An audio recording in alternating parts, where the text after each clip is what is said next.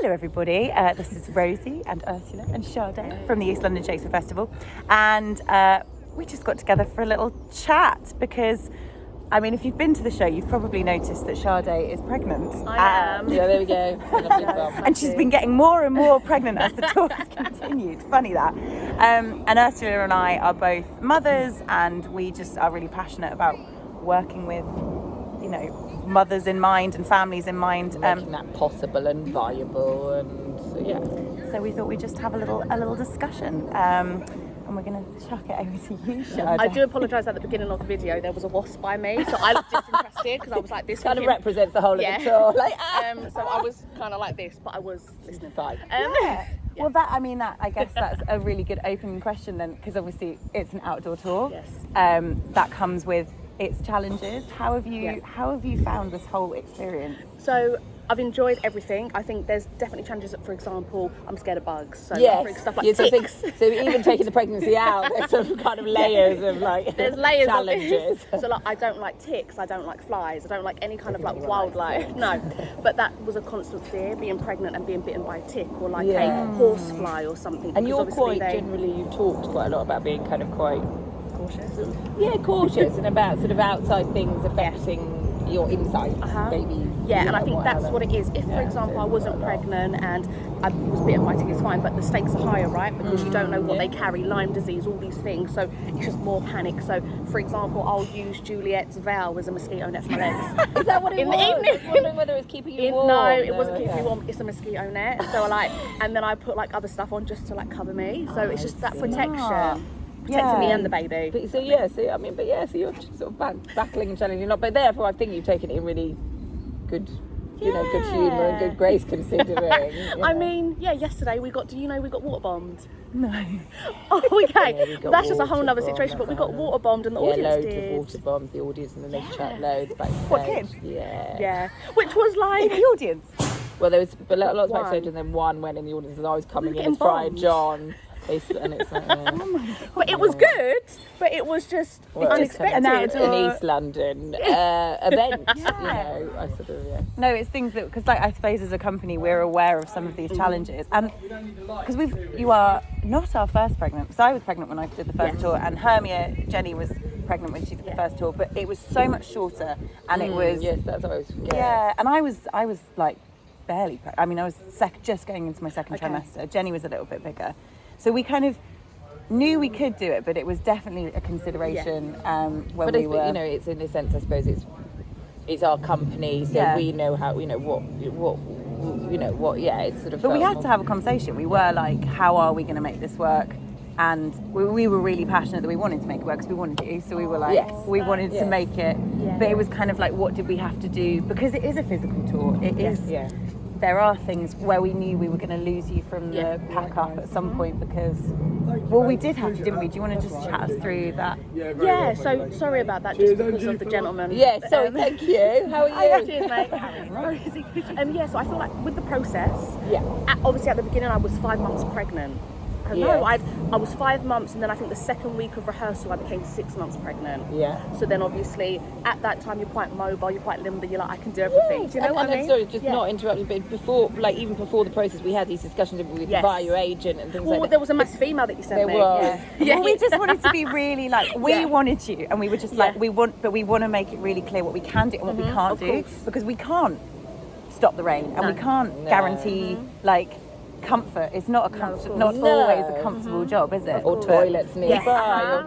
But equally, I'm aware, until you've had a baby, until you're this pregnant, you just don't. It doesn't really mean anything. No. You're like, sure, it's fine.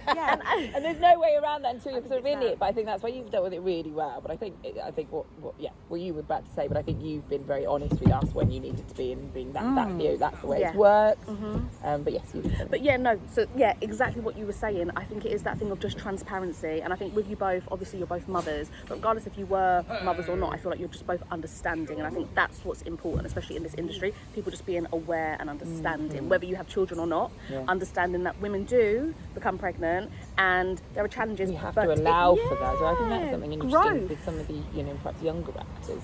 It's a little bit of just making them understanding that this is something it's important that we allow for. It's an accessibility thing. It's something that we have to allow for. Legally, we have to allow for it. Yeah. And we want have to make it possible, and we want to. And that's I think that's an ongoing discussion. How do you make for younger actors? I have no experience. But our cast have been amazing, and in regards to like packing up and putting away. So obviously we know that I'd done it for a certain amount of time, and then had an umbilical hernia, and it was more tougher and more stressful. But the cast and yourselves took it on, and there weren't even a question about it. And it was okay. So how can we do this? What can we change and stuff? And there was no. I kind of worried, thinking, I hope there's not really no resentment. But there wasn't. Everyone was so kind and so supportive, and just very much like on it with me. Like, no, don't do that. Sit down. Do you know what? We had to, because I remember there was I came and visited, and she's there with this box, and it was the mask box. It was light, but still, it was like I know that you struggled a little bit with that, not being the person that you are when you're not pregnant, where you're lifting things and being one of those. And I know that was like just something that was in your mind, because and then you're such a grafter. I'll sit here in the rain. In the rain. Because that means I'm suffering with you all. Do you know what I mean? But that's the kind of person I am. Go home, Charlotte. You're no use here.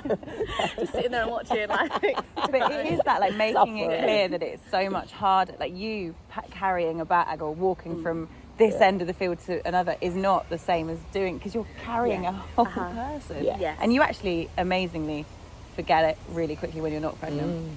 I was like, because I was pregnant, and so I knew what it felt like. And then actually, when you're not pregnant, you're like, you bounce back, and so you're then again lifting your shopping, doing the things you don't want to do. But no, I mean, you've been amazing, and it's been. I'm so glad that we've been able to make it happen. Yeah. Well, no, I'm so grateful, and I feel so honoured and blessed to have done this work with you lot, but also with this cast, and I feel like it couldn't have worked without this cast. They are so just open and but it's great to have we why we're doing things like this. It's I think it should be more normalised, and I think it shouldn't be like you're pregnant and that's it, you're done for like like they used to be, you have to go to bed for 9 months, you don't you can be active, and hopefully probably it's good, it's healthy for you, because as long as you're not pushing it too much, it's a fine balance. But I think in this industry it's really important. It's good to see pregnant definitely women from the audience point of view, because we've had feedback on it. Like, people have loved, and they've loved it. Seeing not been worried, which that's the worry, that people might be a bit worried, but it's not, because you're still embodied, even when you've minimalised the movement, even when you've adapted it to what you're able to do. You're still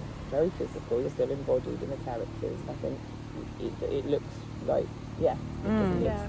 But I will say one thing, and I think we all know this: hiring a pregnant person isn't obviously easy, because there are going to be things that you can't do. At the beginning you can, but I think it's not having that naivety to be like, oh, she's going to be able to do it all. But it is about adapting, and I think that's what this industry needs to be more aware of. Like, you can hire someone, they can do it, and they will do it, but you are going to have to, you can't just be like, well, you were doing that at 4 months pregnant, you best be doing that at 8. Do you know what I mean? And I think as long as there's that. A conversation that came up actually with the director, and they were sort of saying, well, they worked on, they worked on a show, and there was dance, 8 months, but still doing that. I was like, well, maybe that's not what we should aim for. It's not that women should have to be doing what they did, exactly that, when they were. And you're different pregnant. People are smaller, bigger.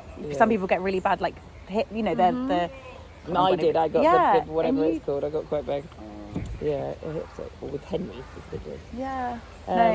It's mad that people can't embrace it for what it is, because it's like, I think if anything, it's enriched the show for the audience, because like it has worked so much having a pregnant lady Capulet, and then created. I love this. You and Mim had so many chats about what that dynamic then creates, because there's a fraught relationship between Lady Capulet and Juliet at the best of times, and then to add in this other there's this new baby, like it's amazing. It sort of creates a wonderful extra narrative. But it's true, I love it. And I don't think that we as an audience can sit there and enjoy it unless we're also then being mindful of the fact that, like, I mean, it's a protected characteristic, and it's something which comes with reasonable adjustments that has to be put in place. And it's like, if we want diversity in the industry, then you have to put things in place. But is there anything we as a company could have done differently? No, No, I think, you know, if we had a Portaloo maybe. Portaloo, We were yeah. doing a lot of wild wheeze. But, The wild wheeze. The wild wheeze. But no, luckily we had a cast. As we discussed, it's been going quite feral generally amongst the cast. That's all of us, You're not really only wild wheeze. But I was enjoying my wild wheeze, so that's not even a problem. So don't even worry She about got me that. stood up there with my head poking out. And Everyone's just walking standing past going like, what's she doing? Even with the ticks. So even with the ticks. But I was saying that I don't want like mosquitoes biting my bum cheeks or stuff like that. It's really scary for me. But anyway, it's all good. Right, next year. Tug along Portaloo. Stick it down the trailer. It's all good. Yeah, no, it's been amazing because it's so dear to mine and Ursula's hearts. Like, we're both mummies, and I think our kids are so central to what we've tried to create. Like, your kids come to see the show. My child has made it through the first half of the show before he then started eating everyone's food. But like, he came into rehearsals, and like seeing the difference between your eldest from last year to this year, her level of understanding. Florence, I mean, really, like, she would have happily sat through it. She sat through it fully twice and would have happily done it another couple of times. Really, I'm getting so much from it, really understanding the story of 5, you know, and you're just like, wow. So I think that's amazing for me to see that. And, you know, I grew up with it with my dad, creating community shows and children's shows, and it was the most magical thing. So if I can offer that to my kids on a personal level, it was really nice. And you know, the mask making and you know, and all that. And it's hard because, like, you were pregnant in the first show. I was pregnant during our shows, but I did a big community theatre project with Welcome Festival. You know, after about 3 months, when Henry was about 3 months, I had 2 of us, madly full on. But again, you do just make it work. You've got because life goes on. There's a weird, you know, you sort of have your baby, and you're like, oh, and then because it is a new chapter, so it feels like a bit of the end, and then you realise that actually, like, life carries on. You just kind of want to stop for a while, and it's quite just. I think particularly in our freelancey world, that's you've got to take tricky. what comes. And what do you feel about that next phase? Do you think you want to just hamper down? Hunker down, is that the word? Anchor down? Hunker down. Hibernate. Yeah. Hibernate, or do you want to kind of try and... So my plan is to have this baby obviously next month. That'll be great. I want to obviously spend maybe like the first week obviously dealing with the baby, but then after I want to start writing. So I feel like, because we were speaking about this, I've got like this series that I want to write, and I feel like at a new stage of them being a newborn, maybe they're not as problematic. You can. There's a really good podcast.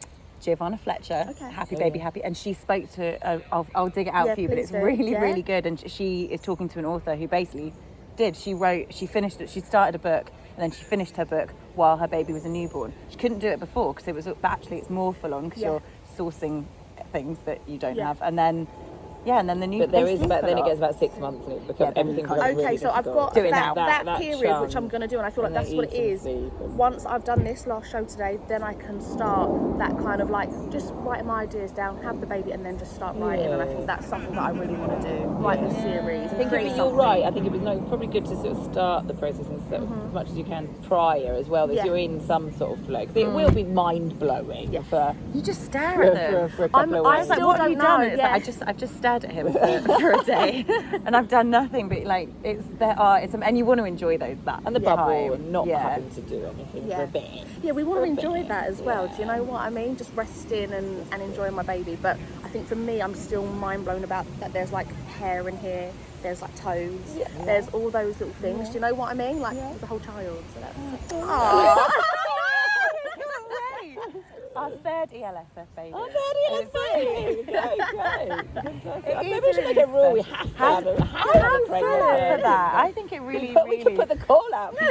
We want this person to be pregnant. No, I think I think it's really, really important to have some sense of. There's always going to be a sense of like motherhood in the company because like that's us. But I think it's been really special, and I found it really special having.